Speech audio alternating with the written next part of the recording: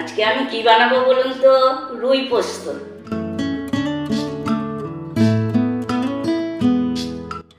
বিয়ের পর আমি বাপের বাড়ি গিয়ে একদিন রুই পোস্ত বানিয়ে ফেললাম। তখন আমার মা পিসমা বাড়ির সব হেসেই অস্থির যে কি রে, ঘটি বাড়ির বিয়ে হয়ে সবেতেই পোস্ত খেতে শিখেছিস? আমি বললাম খেয়েই দেখো না, পোস্ত তো তোমরাও ভালোবাসো, কিন্তু পোস্ত দিয়ে সব কিছুই ভালো লাগে খেতে। তাই আজকে আমি রুই পোস্ত বানিয়ে ফেলবো। আমি এখন একটু হলুদ আর একটু নুন মাছটার মধ্যে মাখিয়ে কিছুক্ষণ রেখে দেব। তারপর সেটাকে একটু হালকা করে ভেজে নিয়ে পোস্ত দিয়ে মাছটা তৈরি করে ফেলবো। আমি এখন এই হলুদ নুন এই মাছটার মধ্যে মাখিয়ে মিনিট 10 রেখে দেব। গ্যাসটা অন করে নিলাম।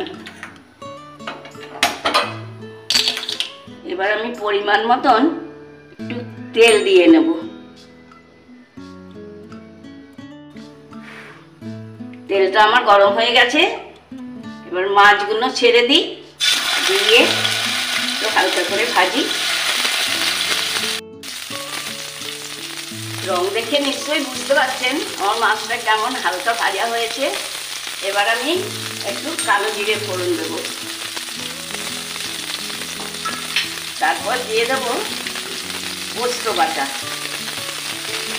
তার সাথে দুটো কাঁচা লঙ্কাও বেটে নিয়েছি।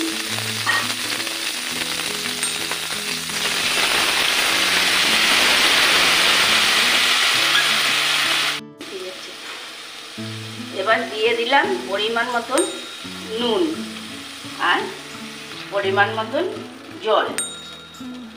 এবার মাছটা সেদ্ধ হোক কিছুক্ষণ।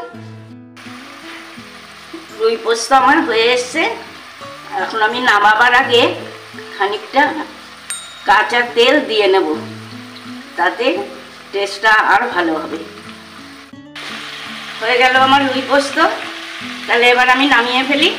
এবার আমার মাছ রেডি। উপর থেকে ঝোলটাকে ঢেলে নিলাম। দেখুন কি সুন্দর লাগছে।